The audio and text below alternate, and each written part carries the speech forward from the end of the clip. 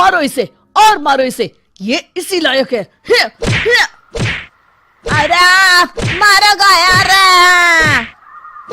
सरपंच जी, कालिया को चोरी करते हुए हम सब ने रंगे हाथ पकड़ा है। अब इसे गांव से बाहर निकाल देने में ही हम सबकी भलाई है।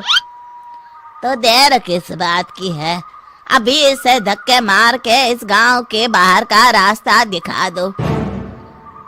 अरे सरपंच जी, ऐसा मत करिए, मुझे एक मौका और दीजिए, मैं दोबारा कभी चोरी नहीं करूंगा।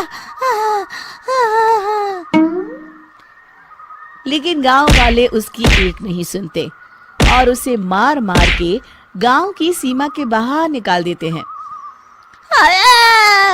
मेरी कमर दर्द के मारे मेरी जान निकली जा रही है।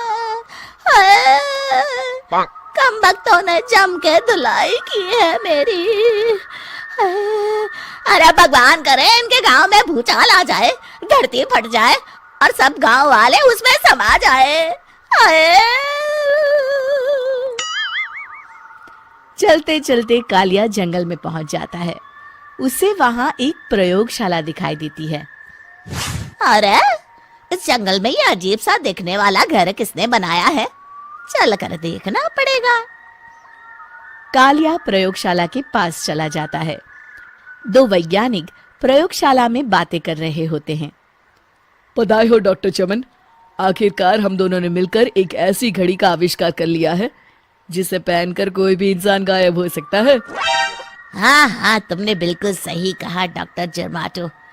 अब कल सुबह ही हम इस जंगल से निकल जाएंगे, लेकिन उससे पहले आज रात के खाने का बंदोबस्त करते हैं। हाँ हाँ, मुझे तो बड़ी जोरों से भूख लगी है, चलो चलते हैं। दोनों वैज्ञानिक वहां से चले जाते हैं। उनके जाते ही कालिया प्रयोगशाला में दाखिल होता है।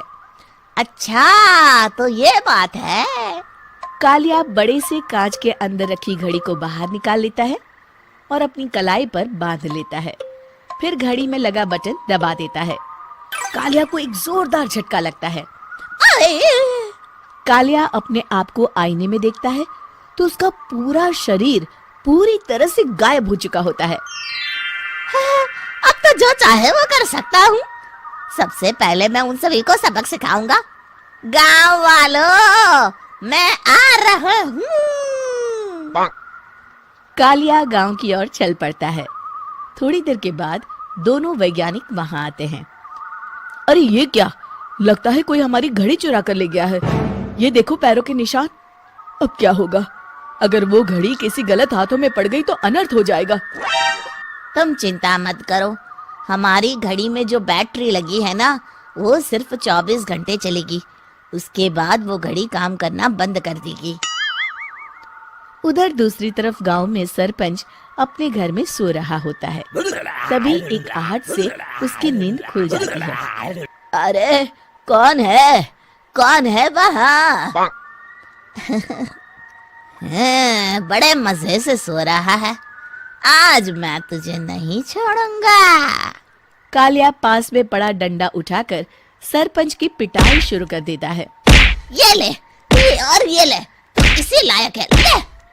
आप मर गए। अरे अरे ये क्या हो रहा है? अरे अरे कोई बचाओ मुझे, मेरे घर में भूत आ गया है। सही कहा, मैं भूत ही तो हूँ, ये ले। अरे भूत जी, मैंने आपका क्या बिगाड़ा है, मुझे छोड़ दीजिए। आपको क्या चाहिए? तेरे घर में जितना भी पैसा है ना, मुझे ला कर दे दे, तब मैं तुझे छोड़ दूंगा और यहाँ से चला जाऊंगा। सरपंच अपनी तिजोरी से पैसे निकालकर एक बड़े कपड़े में बांधकर जमीन पर रख देता है और कालिया वो सारा पैसा लेकर वहां से चला जाता है। दूसरी तरफ जमींदार गांव के चौराहे पर खड़ा कुछ लोगों से बात कर रहा होता है। इस कमीने जमींदार ने भी मुझे बहुत पीटा था, इससे भी बदला लेना तो बनता है। हाँ? जमींदार अचानक अपने आप को चांटे मारने लगता है। अरे भाई ये क्या हो रहा है? जमींदार साहब अब ठीक तो है ना?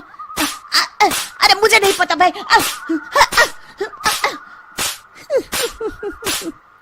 अरे मर गए रे, ये तो पक्का किसी भूत प्रेत का काम है। जमींदार के अंदर कोई भूत आ गया है। इससे पहले कि ये हमारे अंदर आ जाए, मनोहर भाई अपनी जान बचानी है तो भागो यहाँ से। ये क्या? अरे बाप रे बाप, मुझे तो भूतों से बड़ा डर लगता है। मैं तो चला यहाँ से। अगली सुबह इस घटना से पूरे गांव में दहशत फैल जाती है। सभी गांव वाले आपस में बात करने लगते हैं। अरे भाई, पता नहीं कहाँ से हमारे गांव में एक भूत आ गया है। उसने कल रात को सरपंच और जमींदार की खूब पिटाई की और उनके सारे पैसे भी लेकर चला गया। हाँ भाई हाँ, ये भूत तो मुझे बड़ा अजीब लगता है। मेरी समझ में नहीं आता कि भूत उन पैसों का करेगा क्या।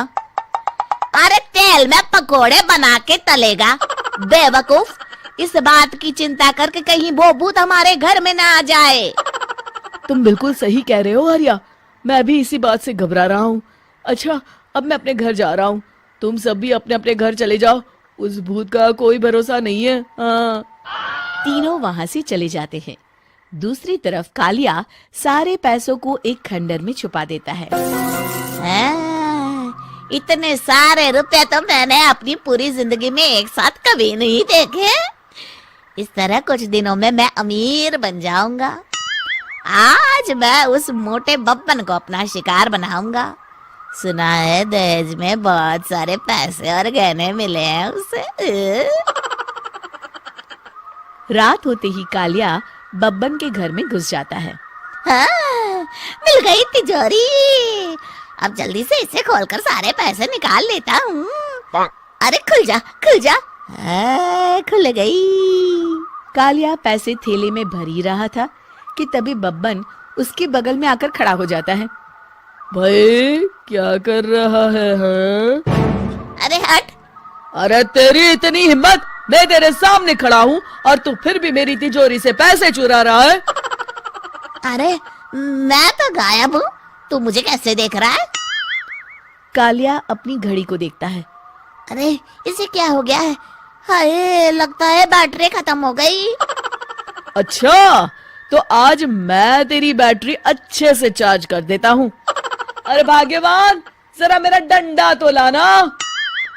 ये मोटा मुझे नहीं छोड़ेगा। अरे भागो। कालिया भागकर घर के बाहर जाता है। बाहर सभी गांव वाले हाथ में डंडा लिए खड़े होते हैं। अच्छा, तो तू वो भूत है? मुझे माफ कर दीजिए सरपंच जी, मैं आपके और जमींदार जी के सारे पैसे लौटा दूंगा और आज ही हमेशा के लिए ये गांव छोड़कर चला जाऊंगा। शिक्षा, बुराई ज्यादा दिन की मेहमान नहीं होती, एक दिन उसका अंत हो ही जाता है।